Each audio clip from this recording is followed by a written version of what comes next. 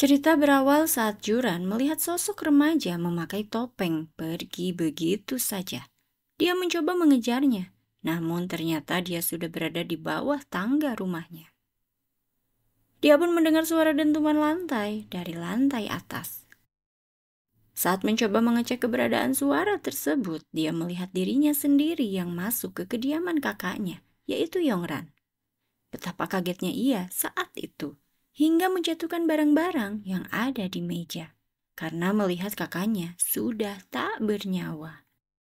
Terbangun dari tidurnya, Juran tidak memperdulikan bel pintu yang berbunyi. Sementara itu, setelah 6 tahun lamanya, Haeso pindah kembali ke kediamannya. Terlihat oleh Juran dari kediamannya, tetangga barunya menyapanya, membuatnya ketakutan. Hendak meminum obat, Juran memuntahkannya. Fokusnya teralihkan pada taman belakang rumahnya. Juran lalu menghubungi Jaeho, suaminya. Namun suaminya menyatakan dia akan menghubungi kembali Juran nanti. Mendapatkan tamu wali kelas Seungjae yang memberikan kunci jawaban yang diberikan oleh Seungjae. Menurut gurunya, akhir-akhir ini Seungjae terlihat tidak berbicara beberapa hari. Dan makan apapun, yang dia kerjakan hanya tidur di mejanya. Gurunya lalu menyatakan Seungjae untuk menyarankannya hanya melapor kepada ayahnya, tidak kepada ibunya. Jaeho memberitahu guru bahwa ibu Seungjae sedang tidak sehat. Dan semenjak mereka pindah, kemungkinan Seungjae masih kaget dengan kebiasaan di tempat baru. Dalam perjalanan pulang, Seungjae meminta ayahnya untuk kembali pindah ke Seoul. Namun ayahnya mengingatkan alasan mengapa mereka hijrah dari Seoul. Teringat jelas oleh Seungjae kalau festival di sekolah, ibunya memukul gurunya. Beranjak keluar taman belakang rumahnya yang menurutnya bau di lokasi tertentu, Juran membawa sekop, namun dia dipanggil oleh suaminya. Bersantai sembari menonton dirinya yang menjadi narasumber, tiba-tiba bel pun berbunyi. Namun Jaeho menolak kedatangan tamu. Tetangganya yang tidak dibukakan pintu, hanya mencium bau busuk. Menikmati apel, Jaeho dihubungi oleh Yebom yang menyatakan bahwa akhir-akhir ini dia semakin berani dan mengajak Jaeho untuk memancing saat malam hari di Waduk Banyo. Berada di kamar, Jaeho menanyakan kepada istrinya apakah suara dentuman 2 hari lalu di lantai atas masih terdengar. Juran menyatakan sudah tidak mendengarnya lagi. Jaeho lalu mengajak istrinya untuk bahagia bersama di rumah ini. Esok hari saat bebersih, Juran menemukan manik-manik. Dia pun menyimpannya. Juran membersihkan rumahnya kembali.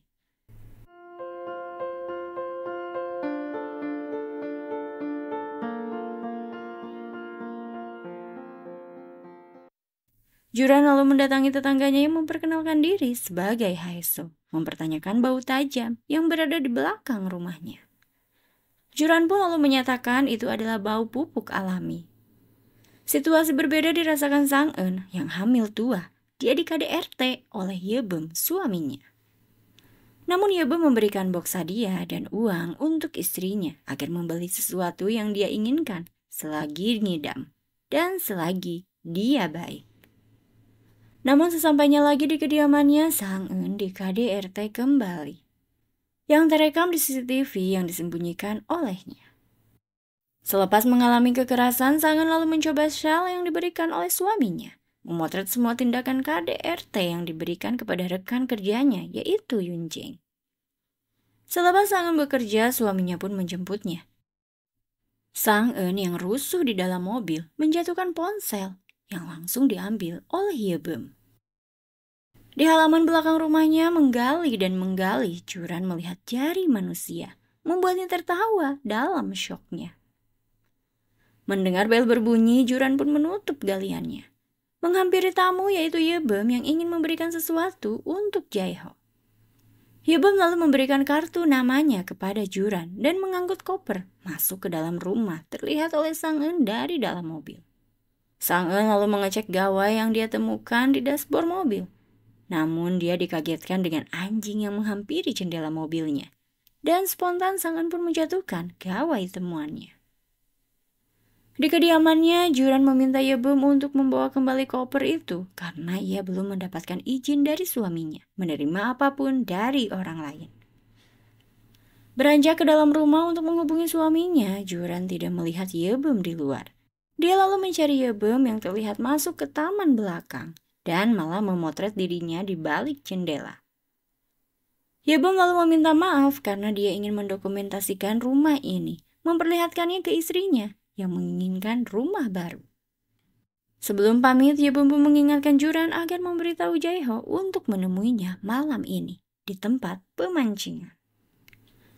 Kembali ke mobilnya, Sang En dibuat terkejut karena Yebem tertawa terbahak-bahak tanpa menjelaskan tertawaannya. Masih bekerja menghubungi istrinya, Jaeho dikagetkan dengan kabar dari istrinya. Dia pun hanya bisa bengong. Sampai di kediamannya, Jaeho langsung ke TKP di mana Juran melihat jari jemari manusia. Sementara karena tak kuat melihatnya, Juran pergi meminum obat di dapur. Jaeho lalu menghampiri istrinya dengan memperlihatkan sarung tangan yang membuat Juran terkejut tegang. Dengan santai, Jaeho menjelaskan sepertinya banyak sampah yang terbuang oleh pekerja rumah ini di masa lalu. Juran meyakinkan suaminya bahwa tangan manusia yang dia lihat tadi. Berniat dia pun akan menggalinya sendiri. Namun, suaminya melihat Juran untuk jangan khawatir karena dia sudah memastikan tidak ada tangan manusia. Juran lalu menyatakan bahwa kondisinya tidak membaik, bahkan ia selalu merepotkan Jaeho dan juga Seungjae. Jaeho menyatakan mereka adalah keluarga, maka satu sama lain harus saling melindungi. Berada di tempat parkir supermarket, Yebem mengomel karena menurutnya Sang En membelikan tulang iga untuk ibunya, sementara untuk suami selalu makanan yang instan. Yebem lalu meminta minuman miliknya yang dibukakan oleh Sang En. Malam harinya, Seungjae dihampiri ayahnya yang menyuruhnya untuk meminum susu. Kembali ke kamar, Jaeho menyuruh istrinya untuk meminum teh buatannya. Juran terlihat oleh Jaeho menikmati teh tersebut. Terbangun dari mimpi buruknya, dia tidak melihat suaminya. Sang En lalu pulang ke kediaman ibunya. Dia pun bebersih diri dan tertidur di samping ibunya. Pagi harinya Sang En mencari ibunya. Kala itu ibunya datang bersama kakak iparnya yaitu Dohui. Ibunya lalu menyuruh Sang En agar pergi. Saat hendak pulang, Sang En mengangkat telepon dan memberitahu ibunya bahwa suaminya telah tiada. Berada di ruang mayat, Sang En tak menangis sedikit pun. Dia hanya melihat suaminya yang terlihat damai. Di kediamannya, Juran menanyakan suaminya sampai di rumah jam berapa. Jaeho mengelak karena menurutnya dia ada di rumah. Juran pun bersikeras bahwa dia tidak melihat Jaeho tadi malam karena dia sempat terbangun. Jaeho berujar dia ada di ruang perpustakaan dan tertidur. Berada di kantor polisi, Sang En diinterogasi polisi atas kematian dari Yebem. Sang En menyatakan terakhir dia mendengar suaminya pergi memancing menemui direktur rumah sakit bernama Jaeho. Menikmati makanan dengan lahap, Sang En dihubungi adik iparnya yang kehilangan kabar dari Yebem. Sang En pun lalu menginformasikan bahwa Yebem telah tiada. Kembali ke kediamannya, Sang En membereskan barang-barang milik mendiang suaminya. Dia lalu menemukan arsip berisi catatan suaminya. Terlihat nama Jaeho dan foto gadis yang tertulis dengan nama Somin. Keterangan ponsel merah muda dan membuatnya mikir keras. Hendak pergi, Juran melihat sepatu milik suaminya kotor penuh dengan letak. Begitupun dengan mobil yang terlihat kotor. Berada di gereja, Seungjae melihat Haeso yang menyapanya lewat senyuman. Sampai di kediamannya, Jaeho dihampiri polisi, menginformasikan Yebem yang telah tewas di Waduk Banyu.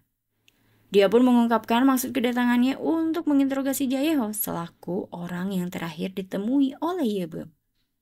Jaeho pun meminta Seungjae untuk menemani ibunya, sementara dia pergi pamit ke kantor polisi. Terbangun dari tidurnya, Juran melihat Haeso. Haeso menjelaskan, ia diberitahu Seungjae bahwa ibunya pingsan saat masuk rumah. Haeso antusias karena melihat kolam renang di kediaman Juran. Memuji Juran bahwa rumahnya amat bersih dan tidak ada bau seperti kemarin. Haeso lalu mengajak Juran untuk berkunjung ke kediamannya kapan-kapan. Sementara itu di tempat berbeda, Sang En ditagih uang sewa apartemen karena sudah 2 bulan menunggak. Membuat Sang En pun terkejut. Penasaran dengan tingkah suaminya, Juran mengecek CCTV lewat gawainya. Namun tertanggal hari itu CCTV off seperti dimatikan. Menghampiri anaknya, Juran keheranan melihat susu yang habis diminum oleh Seungjae karena sepengetahuannya Seungjae alergi susu. Sesampainya suaminya pulang, Juran menginginkan ikut ke pemakaman Yebum. Di tempat pemakaman, Sang-eun mengecek ponsel yang ditemukan di dashboard mobil suaminya kala itu. Terlihat olehnya video keberengsekan lelaki dan juga gadis muda. Dia pun menemukan print screen keluarga Jaeho dan foto Jaeho bersama gadis muda seperti di parkiran. Dari gawai yang sama, Sang-eun menghubungi Jaeho dengan mengirimkan gambar gadis muda itu. Di kediamannya, Juran melihat pesan yang masuk ke gawai suaminya. Terlihat foto gadis memegang gawai dengan pernak-pernik yang tidak asing. Masih di pemakaman, Sang-eun lalu menghampiri adik iparnya yang melayat. Menurut adik iparnya, kondisi pemakaman amat sepi. Dia lalu memberitahu Sang-eun bahwa Yebum punya investasi sebesar 30 juta won. Yebum sampai melakukan pinjaman bank yang pada akhirnya tahu bahwa investasi itu adalah penipuan. Berada di toilet, Sang-eun terkejut melihat istri dari Jaeho. Dia lalu menyapa Juran, namun Juran merespon kaku. Pandangan Juran terfokus pada gawai dengan manik-manik yang seperti tidak asing menurutnya. Datang ke pemakaman Yebum bersama suaminya, Juran dan Jaeho mengucapkan bela sungkawanya kepada Sang-eun. Saat itu Sang-eun menghampiri Jaeho dan meminta waktu sebentar. Diperhatikan oleh Juran, Jaeho pergi berbincang berdua bersama Sang-eun. Ditinggal sendirian, Juran merasa risih dengan ibu Sang-eun yang memperhatikannya. Di luar, Sang-eun memberikan gawai milik gadis kepada Jaeho. Jaeho menyatakan jika Sang-eun mengetahui sesuatu, maka hubungi dia. Kemungkinan sesuatu yang membuatnya takut dan bisa memerasnya seperti mendiang Yebum. Pembicaraan mereka terlihat oleh Juran dari atas gedung. Juran lalu bertabrakan dengan ibu Sang-eun yang menyatakan wanita cantik yang memaksa Juran untuk menjadi menantunya. Juran yang tidak nyaman seketika mendorong ibu Sang-eun, membuat Sang-eun amat murka. Juran pun meminta maaf, namun Sang-eun kala itu memberitahu Juran bahwa suami Juran membunuh suaminya. Jaeho datang lalu membawa istrinya. Melihat suaminya sudah tertidur, Juran pun bergegas mengecek CCTV mobil dan juga GPS. Namun dia yang tidak menemukan apa-apa, dihampiri suaminya. Beralasan sedang mencari antingnya yang hilang, Jaeho lalu masuk mobil membantu mencari. Namun dia pun tidak menemukannya. Di kediamannya, Haeso dengan ceria menyambut tamu yang tak lain adalah Juran yang menginginkan melihat cuplikan CCTV yang terpasang di kediaman Haeso. Namun tiba-tiba Juran membatalkan niatnya itu dan memilih untuk pergi. Tiba di kediamannya kembali, Juran menghubungi kantor tempat Yebum bekerja, meminta informasi alamat mendiang yang beralasan akan mengirimkan bela sungkawa untuk keluarga yang ditinggalkan. Di tempat kerjanya, Jaeho didatangi polisi yang menginformasikan temuannya terkait uang 100 juta won yang diterima rekening Yebum dari Jaeho. Jaeho berujar bahwa dia hanya meminjamkannya. Polisi pun berargumen sepertinya Jaeho dan Yebum memiliki hubungan yang amat dekat. Di kediamannya, Haeso memperhatikan cuplikan CCTV. Terlihat hujan lebat tengah malam. Namun suami Juran itu pergi menggunakan mobilnya. Sementara itu Jaeho bercerita menurut informasi yang dia terima, tetangga yang baru pindah yaitu Haeso merupakan wanita yang dulunya memang tinggal di situ. Namun karena bau yang menyengat dari rumah Haeso, akhirnya warga menggerebek dan menemukan pria meninggal sudah berhari-hari. Dilansir, pria itu adalah suami dari Haeso yang ditemani Haeso di dalam rumah. Jaeho lalu meminta istrinya ke garasi mobil. Dia menyerahkan anting yang istrinya cari kala itu.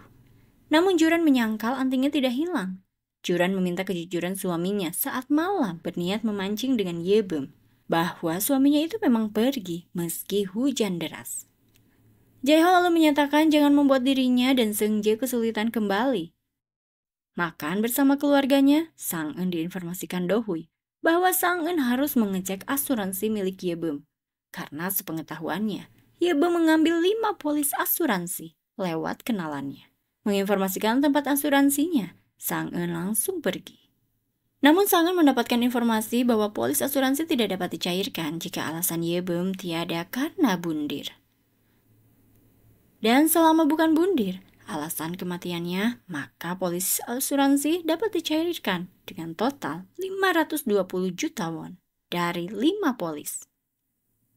Sangen lalu menyatakan bahwa suaminya meninggal bukan karena bundir. Seketika Sangen teringat saat suaminya meminum minuman dan terkapar tertidur. Saat itu Sangen membawa mobil ke waduk dan mendorong mobilnya yang di dalamnya ada suaminya, menenggelamkan suaminya. Di kediamannya, Juran teringat di masa lalu selepas melihat jasad dari kakaknya, dia keluar histeris dan melihat lelaki yang menatapnya tajam. Masih histeris ketika jasad kakaknya dibawa ambulans, Juran melihat kembali sosok lelaki yang melihatnya dengan tajam. Diperkenalkan dengan guru wali kelasnya bernama Chan-il oleh Seung-jae di sekolah. Juran hanya menatap Chan-il karena wajahnya percis dengan pria yang menatap tajam saat itu. Karena itu, Juran pun lebih protektif kepada Seung-jae, membuat Seung-jae tidak nyaman. Puncak keprotektifannya yaitu saat Seung-jae dicari oleh ibunya di festival sekolah. Juran memukul Chan-il sampai pingsan, terlihat oleh Seung-jae yang keheranan akan kelakuan ibunya. Selepas mengingat masa lalu, Juran pun membuang obat yang biasa dia konsumsi. Pergi ke kediaman Haeso, Juran melihat CCTV yang terlihat di bawah derasnya hujan. Suaminya memang pergi, membawa mobil. Sangen yang kembali ke kediamannya, dia melihat Juran sudah menunggunya. Mengobrol di dalam rumahnya, Sangen menjelaskan bahwa ia harus menyelidiki Jae-ho terkait kematian suaminya. Sangen lalu memperlihatkan cuplikan video dari gawai Somin. Dan Sangen pun meyakini mendiang suaminya telah memeras Jae-ho. Saat itu Jae-ho menghubungi gawai Somin. Sangen lalu mengangkatnya dan menyalakan loudspeaker pembicaraan. Jae-ho mengajak Sangen untuk bertemu. Hal tersebut terdengar oleh Juran. Hari berbeda meminjam mobil Haeso, Juran menjemput Sangen. Tiba di kediaman Somin, Sangen menyuruh Juran untuk menunggu di luar. Sangen lalu bertemu dengan ayah Somin, memperkenalkan diri sebagai guru wali kelas Somin. Ayah Somin berujar bahwa wali kelas Somin bulan lalu menghubunginya. Dan dia adalah seorang laki-laki. Sangen lalu pamit pergi, namun ayah Somin mempertanyakan mengapa mencari putrinya. Mendengar suara keras membuatnya trauma. Sangen lalu memecahkan botol dan beronar. Bergegas Juran datang membawanya. Dalam perjalanan menemui Sangen, Jae-ho mengingat saat dirinya membawa Somin memasukkannya ke dalam lemari. Menghampiri Sangen, Jae-ho menanyakan nominal yang diinginkan oleh Sangen. Sangen pun lalu memberikan foto Somin dan Jae-ho berada di parkiran. Dia pun menginginkan 500 juta untuknya. Perbincangan pun terekam lewat ponsel Sangen yang terdengar jelas oleh Juran mendengar mereka di dalam mobil. Dalam perbincangannya, Jae-ho mempertanyakan mengapa sebagai istri Sangen meniadakan Yebom. Sangen pun berujar kini dia seolah terdakwa. Jae-ho lalu mengajak Sangen ke kantor polisi untuk menyerahkan gawai Somin agar polisi yang menindaklanjuti kesalahpahaman ini. Sangen lalu mempertanyakan lantas mengapa Jae-ho menyanggupi memberinya sejumlah uang. Jae-ho berujar bahwa karena dia harus mengubur kisah kotor dari foto ini.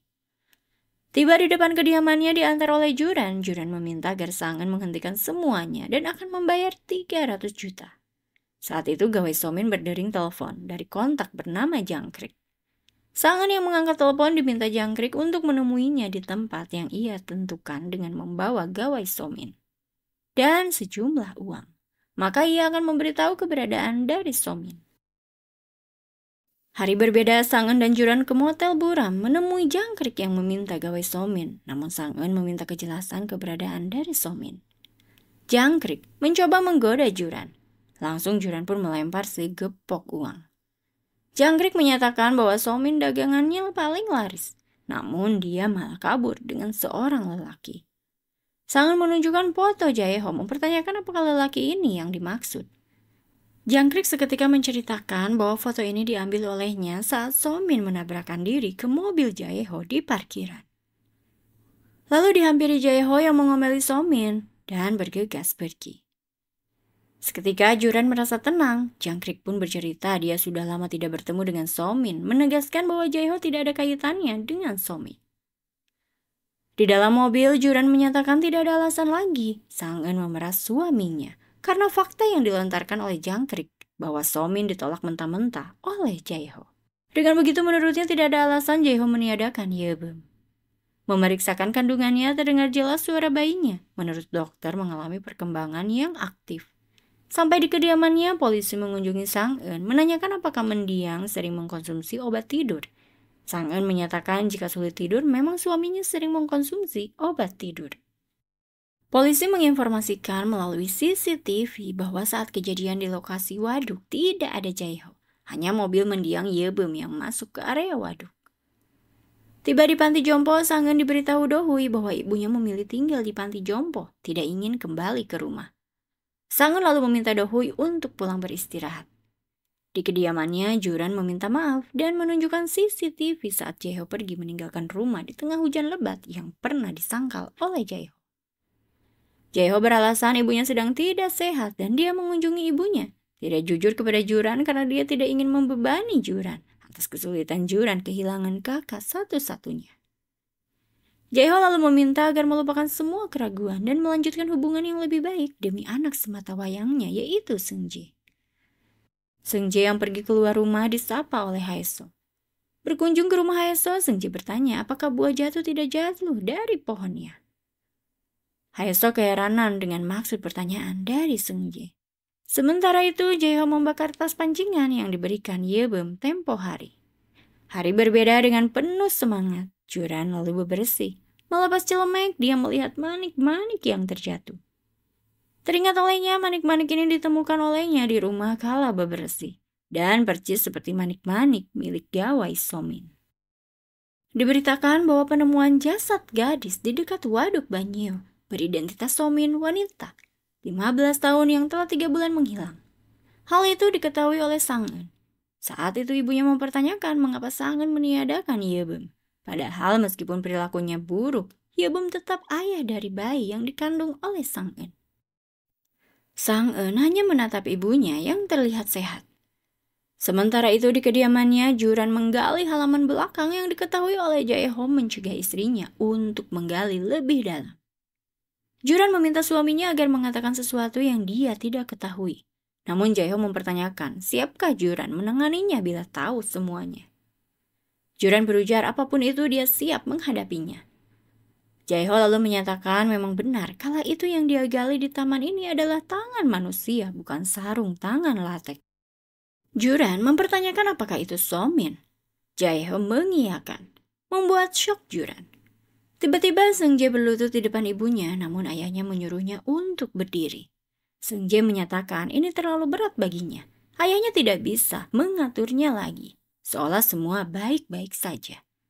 Seungjae pun lalu mengakui bahwa ia telah meniadakan Somin. Menceritakan bahwa ia bertemu dengan Somin kala Somin menyapanya dan mengajaknya berbincang kala itu. Somin hendak meminjam buku. Seungjae lalu mengajaknya ke rumahnya. Somin yang menjatuhkan foto keluarga milik Seungjae dibersihkan oleh Seungjae. Sementara itu Somin memotret dirinya dengan pemandangan di rumah Seungjae. Kala itu Somin menyatakan bahwa ada orang yang menyatakan padanya bahwa seharusnya dia tidak dilahirkan ke dunia ini. Menurut Seungjae, siapapun orang itu tidak berhak berkata begitu. Menurutnya amat tidak pantas. Somin lalu menyatakan bahwa yang mengatakan itu adalah Jaeho, ayah dari Seungjae. Seungjae mempertanyakan bagaimana Somin bisa mengenal ayahnya. Somin lalu menunjukkan tespek garis 2, membuat Seungjae bingung. Somin pun menjelaskan bahwa tespek itu menunjukkan dia sedang hamil. Somin lalu pergi namun langkahnya dihentikan oleh Seungjae. Somin menyatakan mungkin kelak Seungjae harus memanggilnya dengan sebutan ibu. Dengan spontan Seungjae mendorong Somin sampai terjatuh. Kala itu dirinya yang syok, kedatangan ayahnya yang syok melihat kondisi dari Somin. Ayahnya lalu membereskan TKP dengan membawa Somin dan menyimpannya dalam lemari. Esok harinya saat ibunya mendengar suara gedebak-gedebuk dari atas hendak mengecek, ayahnya bergegas ke atas mengecek sementara ibunya pergi. Dan esok harinya kembali ayahnya mengubur Somin di belakang rumah. Saat hujan besar, ayahnya pun memindahkan jasad Somin. Mendengar semua kenyataan itu, Juran meminta anaknya untuk segera masuk ke kamar. Jaeho menyatakan kepada istrinya bahwa apa yang diutarakan Somin kepada Seunggi adalah kebohongan semu. Dia hanya bertemu dengan Somin 1 kali di parkiran. Somin ingin membalasnya, mencoba menggodanya, karena ia sebagai direktur rumah sakit memurkai klien-klien Somin, yang merupakan para dokter, untuk tidak memakai jasa para gadis lagi, memuaskan hasrat mereka. Dan hari di mana dia harus bertemu dengan Yebem untuk memancing, hari itu dia membereskan jasad Somin, karena semua demi Seungjae. Tidak ingin anaknya merasa bersalah seumur hidup, Juran hendak membawa Seungjae ke polisi. Namun Jaeho meminta agar jangan melakukan itu karena semuanya akan hancur. Pergi ke kantor polisi, Jaeho dan Juran melihat Sang-eun berjalan kaki menuju kantor polisi. Menyerahkan mobilnya, Jaeho pun pergi berjalan kaki. Dia pun mengingat saat di parkiran, Somin mencoba untuk menggodanya. Namun dia menyatakan seharusnya orang seperti Somin tidak pantas dilahirkan. Diinterogasi di ruangan berbeda, Juran menyatakan dia salah sangka terhadap suaminya yang tidak memiliki hubungan dengan Somin. Sementara itu nampak kebingungan dan menjawab tidak tahu. Polisi lalu menyatakan bahwa kematian Yebem dapat didefinisikan meniadakan diri akibat tekanan yang dialaminya. Baik itu kehilangan pekerjaan maupun tuntutan hukum yang menimpanya. Sang-eun hanya terdiam dan tak berkomentar. Membawa barang-barang milik mendiang suaminya, Sang-eun lalu bertemu dengan Juran yang mengantarnya ke panti jompo. Sementara barang-barang mendiang Yebem tertinggal di mobil Juran. Melihat ibunya yang terluka tengah beristirahat, Sang-eun diberitahu bahwa dia harus ke bagian keuangan karena panti belum menerima biaya perawatan ibunya selama di sini. Tengah mencuci pakaian, Sang-eun diberitahu pemilik sewa apartemen bahwa dia harus mengosongkan apartemennya karena akan disewakan secepatnya. Membuatnya bengong dalam kebingungan. Saat itu Juran mengantarkan barang-barang milik mendiang Yebem yang tertinggal lalu ke ruangan ibu Sang-eun. Kala itu ibu Sang-eun menyatakan pada Juran bahwa Sang-eun meniadakan menantunya dan dia tahu segalanya. Membuat Juran pun terdiam dalam beku. Meninggalkan boks barang mendiang suaminya di halte dan hanya membawa ponsel suaminya, Sang-eun pergi menaiki bis. Di kediamannya, Juran mencari anak sematawayangnya yang ia tidak temukan. Mendengar bel pintu, dia lalu pergi bersama Haeso. Mendatangi anaknya seorang diri, Seungjae berujar bahwa ini adalah tempat yang akan ia tinggali dengan ibunya. Seungjae menyatakan bahwa ia melihat ayahnya meniadakan Somin. Karena saat hendak pergi ke sekolah, Somin terlihat sadar dan meminta bantuan. Sementara itu, dia harus bergegas ke sekolah. Seungjae kala itu berjanji akan kembali dengan cepat. Kembali lagi ke rumah, dia tidak melihat Somin di kamar dan terlihat dari jendela ayahnya hendak mengubur hidup-hidup Somin. Membuatnya terpukul kala itu. Mendengar curhatan anaknya, Juran merasa bersalah karena terlalu bodoh dan tidak tahu apa-apa. Hari berbeda, mengunjungi ibunya sembari membawa koper. Juran teringat mendiang kakaknya yang merasa bersalah pada Juran karena ibunya terlalu berharap banyak kepada Juran. Sampai di pemakaman, dia yang bersedih kehilangan kakaknya diperkenalkan oleh ibunya kepada tamu kaya. Namun Juran menolak. Menurutnya dia masih merasa sedih atas kehilangan kakaknya. Di masa kini, Juran meminta ibunya untuk menjaga Seungjae beberapa hari. Ibunya pun lalu menyanggupi, namun hanya 4 hari. Di kediamannya, Sang-eun mencoba untuk membuka kunci ponsel mendiang suaminya. Dia melihat foto Juran yang dijadikan wallpaper. Melihat beberapa foto, Sang-eun pun ngeh akan pemandangan yang sama dari jepretan gawai milik Somin.